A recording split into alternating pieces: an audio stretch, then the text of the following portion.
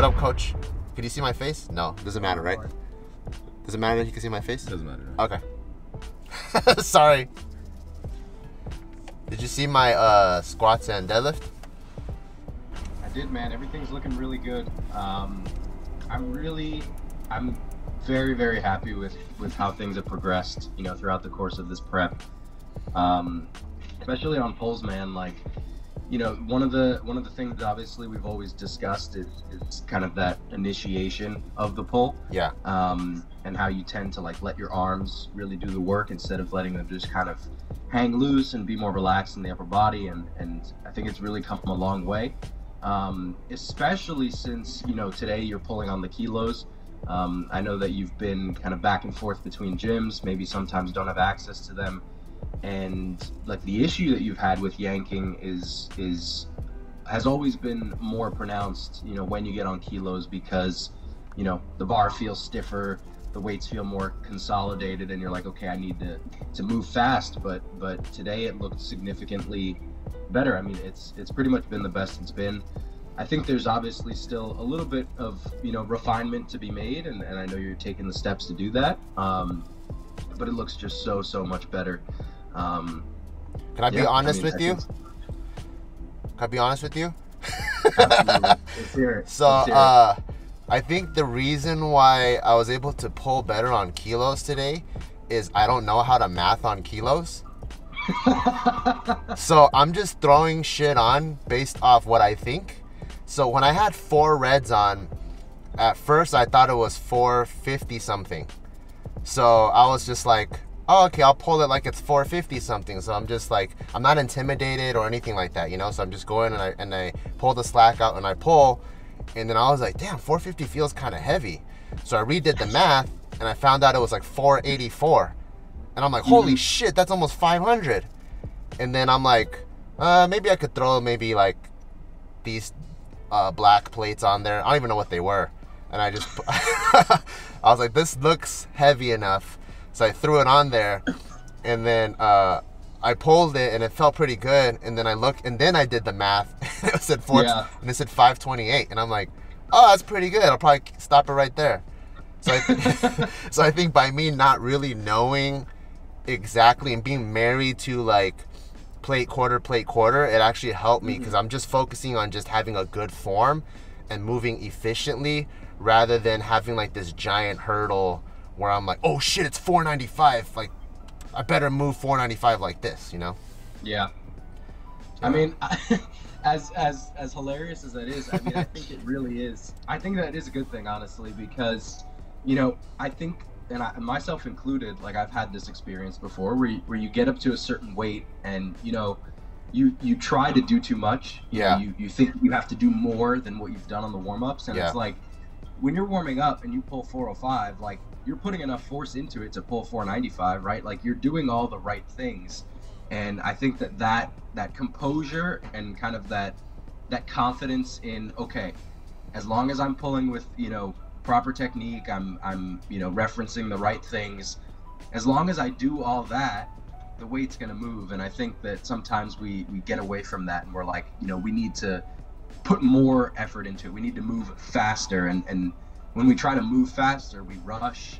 You know, sometimes we're not in a good position, and I think that, you know, you've done a really good job curbing that. Obviously, you said that you didn't know exactly what was on the bar, but I think that you've done. I really do think that you've done a much better job. You know, like maintaining composure and like keeping your timing good, and not rushing. So I'm overall pretty happy with that. Thank you. That kind of happened with squats too. Like in my mind, since I hit 440 last week, I was like, I think I should probably be able to be in the 445 or 450 range, especially since we're bumping up the RPE by a 0.5. And I remember putting on just what I thought was like random weight. And then I was like, oh fuck, like 400 feels heavy. And then I did the math, and then it was actually 428 or something that I hit. And I'm like, oh shit, that's pretty good actually for 428.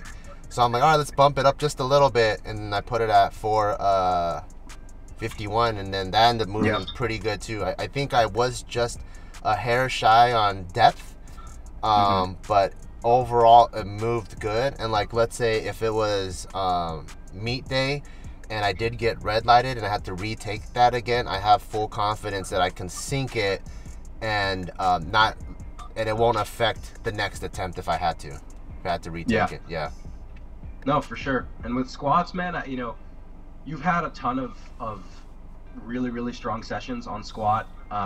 We've discussed this before, but I think that, you know, you do an exceptional job of it when you were doing, you know, your SSB work, when you were doing your high bar work, of just trusting your legs, right? And part of that is probably that, you know, you're doing reps, you're not necessarily working up to a super heavy single, but you do a good job of saying, you know, maybe consciously or unconsciously, you're like, okay, I have the leverages for this lift.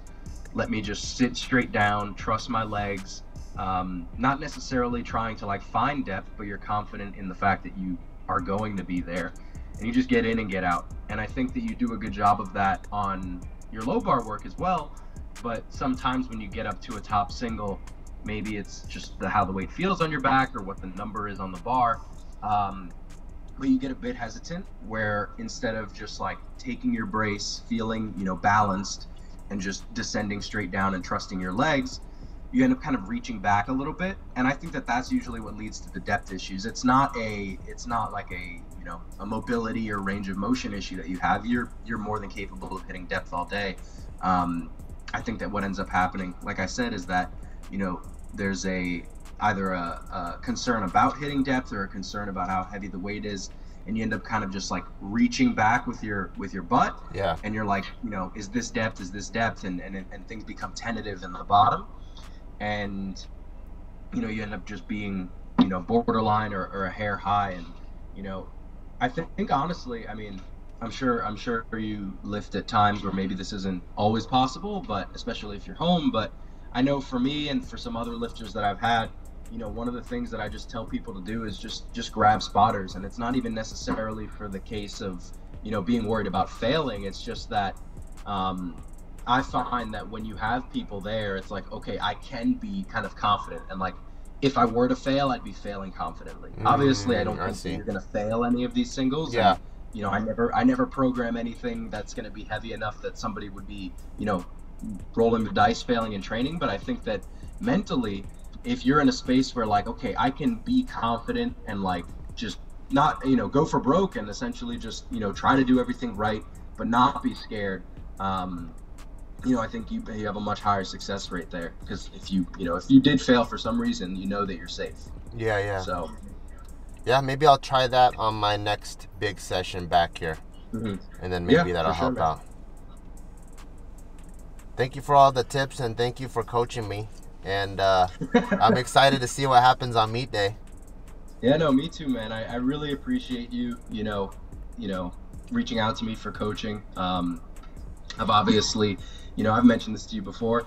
You know, when I started powerlifting, you were somebody that I, you know, watched very habitually and looked up to, and it means a lot, you know, giving me the opportunity to work with you, and it's been awesome. You've been super receptive to all my feedback. You've been incredibly communicative, and it's been a great experience for me on this end. So I've seen what you've done in powerlifting. It's like your strength gains have been insane. It's so dope.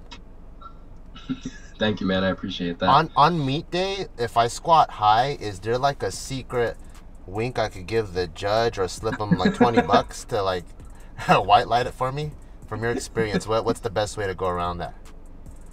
Well, it seems like you might have some funds to slip over to the jury table and maybe take care of that. Okay, I'll try that. All right, thanks, Sean. No problem, Bart. It was great talking to you, man. Good talking to you. Have a good day. You too, man. Take care. Take care. Bye. Bye. I just talked to my coach, and his confidence in me is sky high, so my confidence in myself has to be sky high. I think I'm going to continue to train with kilos as much as possible. In the next couple of training sessions, I'll probably even train with the singlet, because being able to remove all those variables off your back and you're just focusing on what you have to perform the day of the meet is really, really helpful. So we'll see what happens on meet day. Very, very excited. Thank you guys for following me along this journey, like always. And make sure you go check out our website, barbellbrigade.com, because we have a weekly blog that goes on there. by a super high-level sports performance coach, Jacob Ross, who's coached pro baseball players, NBA basketball players, NFL players, and he has a whole bunch of dope knowledge, not just in like strength and conditioning, but just in the health and wellness and fitness space. And every single week there's a dope article, so make sure you go check that out. As well as, you guys already know everything, we got full dope apparel on there, supplements, immunity support, performance greens, everything that you need to get strong. Go check it out, barbellbrigade.com, and see you guys next time. Bye-bye.